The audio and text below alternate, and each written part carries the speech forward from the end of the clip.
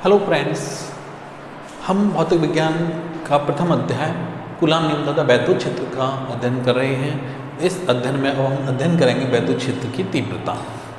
पहले ही समझते हैं कि वैद्युत क्षेत्र किसी भी चार्ज अथवा चार्जों के समुदाय के चारों ओर का वह क्षेत्र जिसमें कोई भी धन परीक्षण आवेश बल का अनुभव करता है उसे हम वैद्युत क्षेत्र कहते हैं। किसी भी वैद्युत क्षेत्र में धन परीक्षण आवेश जिस पाथ पर चलता है उसे हम वैद्युत बल रेखा से प्रदर्शित करते हैं। यहाँ पर हम वैद्युत क्षेत्र की तीव्रता को कैलकुलेट करेंगे। किसी भी वैद्युत क्षेत्र की तीव्रता वैद्युत क्षेत्र में रखे हुए धन परीक्षण आवेश पर बल और उस चार्ज के अनुपात को हम वैद्युत क्षेत्र की तीव्रता कहते हैं। जैसे मान लीजिए किसी भी धन परीक्षण आवेश के चारों ओर एक वैद्युत क्षेत्र उत्पन्न हो जाता है और वैद्युत क्षेत्र में अगर हम कोई भी धन परीक्षण आवेश लगते हैं उस पर F फोर्स लगता है, F बल लगता है। चार्ज पर लगने वाले बल और चार्ज के अनुपात को हम उस क्षेत्र की तीव्रता कहते हैं। वैद्युत क्षेत्र की तीव्रता का मात्रक न्यूटन पर कूलाम होता है, न्यूटन कूलाम होता है। वैद्युत क्षेत्र में रखे हुए किसी भी आवेशित कण पर बल वैद्युत क्षेत्र के कारण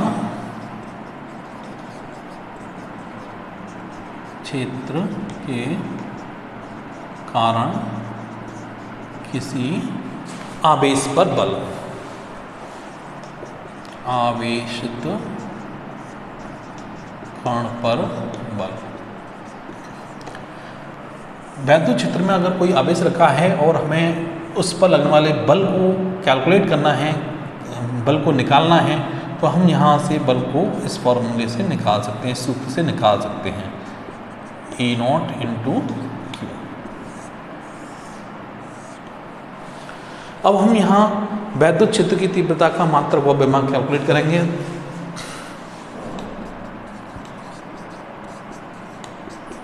क्षेत्र की तीव्रता का मात्रक तथा विभव।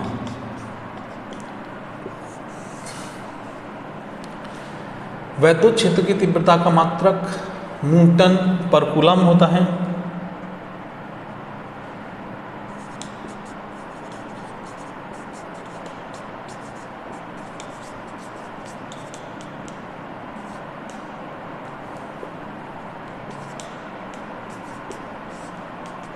Newton coulomb.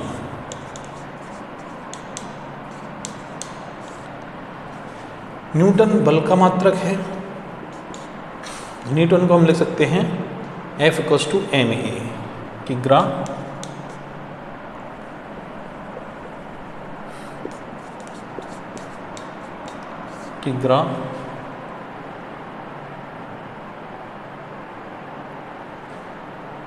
मीटर ओवर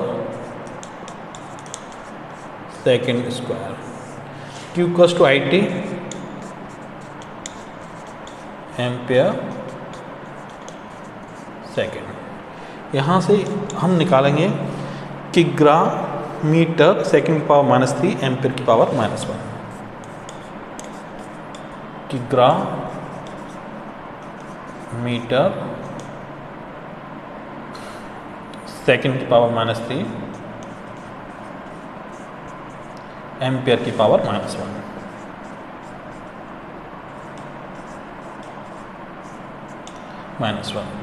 इसकी विमा कैलकुलेट करेंगे mLt-3 a-1 mLt-3 a-1 mLt-3 a-1। इस तरह से हम यहाँ पर वैद्युत क्षेत्र की तीव्रता का मात्रक और उसकी विमा कैलकुलेट कर लेते हैं। अब देखेंगे हम यहाँ पर किसी भी बिंदु आवेश के कारण वैद्युत क्षेत्र की तीव्रता। किसी बिंदु आवेश के कारण वैद्युत क्षेत्र की तीव्रता, वैद्युत क्षेत्र की तीव्रता।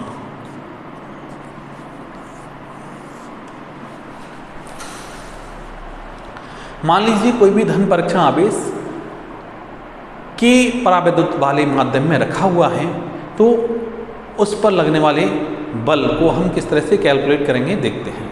जैसे मान लीजिए ये पॉइंट O है, O पर चार्ज Q रखा हुआ है और O से R दूरी पर स्थित एक बिंदु P है। इस पर हम धन परीक्षण आवेश को रखते हैं और उस धन परीक्षण आवेश पर F बल लगता है, F बल लगता है। अगर ये चार्ज प्लस है और चेस्ट चार्ज प्लस है तो इस पर लगने वाला बल प्रतिकर्षण बल होगा। मान लीजिए ये चार्ज के परावैद्युत वाले माध्यम में रखा हुआ है, तो इस पर लगने वाला बल F = 1/4 पाई K ε0 Q × Q0/R² होगा। अगर Q = Q0 फॉर वायु के लिए, वायु के लिए K की वैल्यू 1 हो, ठीक है। F = 1/4 पाई ε0 Q × Q0/R²। फोर्स ये आएगा R²। इस यहाँ से हम वैद्युत क्षेत्र की तीव्रता को कैलकुलेट करेंगे। फोर्स अपॉन Q0 E से प्रदर्शित करते हैं 1/4 पाई ε0 Q/R²। यहाँ पर फोर्स एक सदिश राशि है, चार्ज एक अदिश राशि है, वैद्युत क्षेत्र की तीव्रता एक सदिश राशि हो गई और उसकी दिशा वही होगी जो कि फोर्स की दिशा है। यहाँ पर फोर्स सदिश, चार्ज अदिश, E सदिश, उसकी दिशा वही होगी जो कि फोर्स की दिशा है। अगर मान लीजिए यहाँ पर ये चार्ज पॉजिटिव ना होकर के नेगेटिव हो तो लगने वाली फोर्स की दिशा PO होगी, और यहाँ पर अगर पॉजिटिव चार्ज है तो फोर्स की दिशा OP होगी, फोर्स की दिशा OP होगी। बल की दिशा OP अगर चार्ज ये पॉजिटिव है। अगर चार्ज ऋण है, यदि O पर -Q चार्ज है तो बल की दिशा PO होगी, ठीक है। अब मान लीजिए यहाँ पर मल्टीपल चार्ज यानी बहुत सारे चार्ज हैं Q1 Q2 Q3 Qn, तो उनके थ्रू जो इलेक्ट्रिकल फील्ड होगा उतना ही इलेक्ट्रिकल फील्ड डेवलप होगा जो कि अन्य चार्जों की अनुपस्थिति में होता है। मान लीजिए यहाँ पर Q1 चार्ज के थ्रू इलेक्ट्रिकल फील्ड E1 है, Q2 के थ्रू इलेक्ट्रिकल फील्ड E2 है एंड Q3 के थ्रू इलेक्ट्रिकल फील्ड E3 है, डॉट डॉट डॉट। तो यहाँ पर रिजल्टेंट फील्ड इसके वेक्टर सम के इक्वल आएगा। Resultant field at point P is resultant, जहाँ पर जो परिणामी वैद्युत क्षेत्र की तीव्रता होगी इनके सदिश योग के बराबर आएगी। E बराबर = E1 + E2 + E3 dot dot dot En। इस तरह हम ग्रुप, कोई भी चार्ज के ग्रुप के थ्रू हम परिणामी वैद्युत क्षेत्र की तीव्रता को निकाल सकते हैं।